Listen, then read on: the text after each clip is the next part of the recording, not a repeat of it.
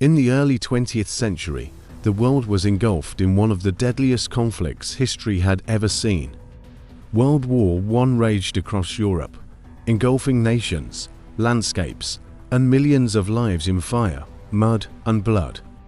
While the world focused on kings, generals, and empires, a group of men from Harlem, New York, would rise to challenge not only the enemy abroad, but also the enemy at home: racism, prejudice, and the denial of their humanity.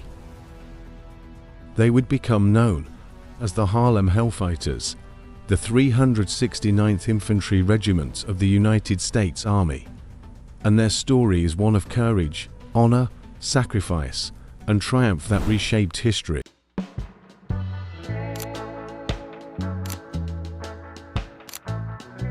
The men who would become the Harlem Hellfighters were largely African Americans from the streets of Harlem and other neighborhoods across the United States. They were sons, brothers, and fathers. They were farmers, laborers, and workers in factories. But all of them shared one common reality. In America, even before they faced the horrors of the battlefield, they were treated as second-class citizens. Jim Crow laws segregated them. Opportunities were scarce. Racism was a daily assault. Yet they answered the call of duty when the United States entered World War I in 1917. Despite facing discrimination in recruitment and training, they volunteered. They endured segregation in the US Army, relegated to support roles and labor battalions. Many Americans doubted their courage. Many doubted their skill. Many doubted their worth. But those doubts would be destroyed in the mud of France. The 369th Infantry Regiment was trained at camps, like Camp Wadsworth in South Carolina. Officers were mostly white, while the enlisted men were black.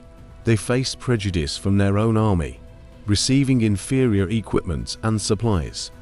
They were assigned menial tasks, forced into labor instead of combat.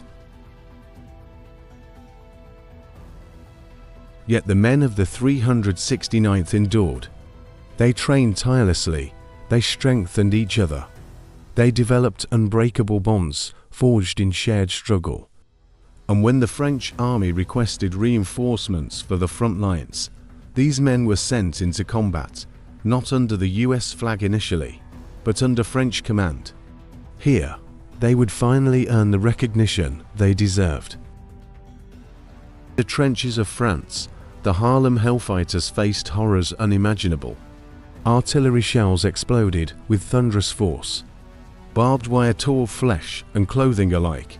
Mud and blood mixed in the trenches. Gas attacks burned lungs and scarred faces. Yet the Harlem Hellfighters fought relentlessly. They endured 12 months on the front lines, longer than any other American unit. They were fearless. They advanced under fire. They held positions others could not. And they never retreated.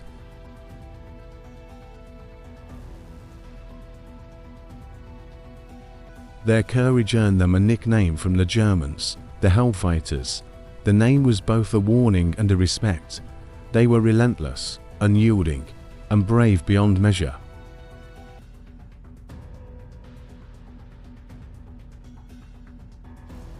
The Harlem Hellfighters were not only warriors, they were also cultural ambassadors. They brought jazz to Europe. The regiment's band, led by James Reese Europe, introduced France to ragtime and early jazz rhythms. The music lifted spirits in the midst of war's terror. It spread across Paris and beyond, shaping the way the world would remember both jazz and black culture. Amid the explosions and death, the sound of music reminded soldiers of home, of humanity, and of a world worth fighting for.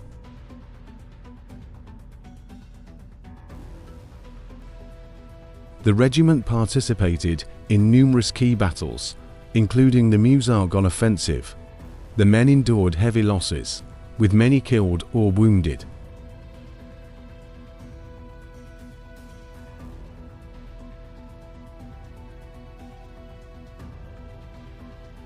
They faced enemy fire with calm precision, executing missions often considered impossible. Accounts describe black soldiers charging machine gun nests, carrying messages across open fields under fire, and holding trenches when all seemed lost. Their bravery was a testament not only to their skill, but to their unyielding will. Despite the discrimination they faced at home and in the army, these men proved their value on the battlefield in a way that could not be ignored. For their courage and resilience, many members of the Harlem Hellfighters received France's highest military honors. Among them was the Croix de Guerre, awarded 4 acts of heroism.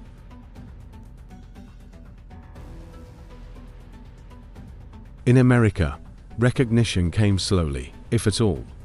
They returned home to the same society that had doubted them, segregated cities, and Jim Crow laws.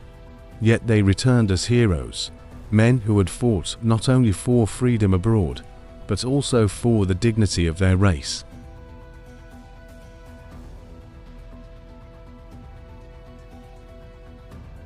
The Harlem Hellfighters shattered stereotypes. They demonstrated that courage, honor, and valor know no color. They inspired generations of African Americans to fight for civil rights, equality, and respect.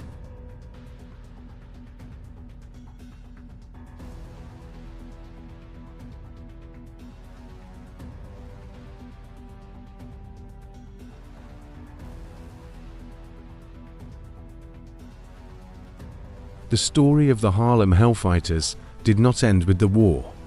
Their bravery became a symbol of African American strength, perseverance, and excellence. They proved that black soldiers could serve on the front lines with distinction, transforming the perception of African Americans in the military and society at large.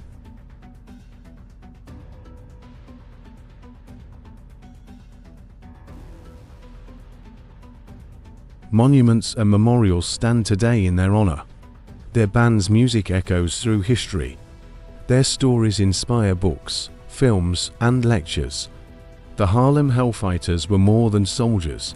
They were pioneers. They were heroes.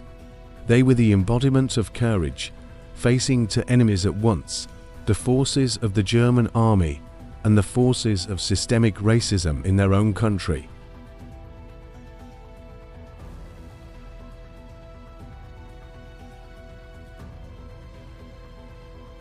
The Harlem Hellfighters remind us that heroism is not just in victory but in defiance, in the refusal to be diminished, in the courage to rise against all odds. They carried rifles in their hands, but they also carried hope in their hearts. They charged into hell and emerged as legends. They fought for the world, and for the promise that one day, equality would not just be a dream, but a right.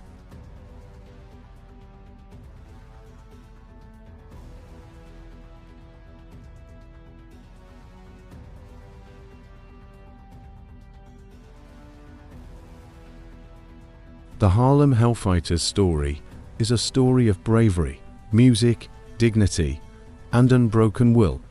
It is a story that deserves to be told, again and again, so the world remembers the black soldiers who changed the course of history in World War I. Thanks for watching. Don't forget to like, share, and subscribe for more Black Legends history.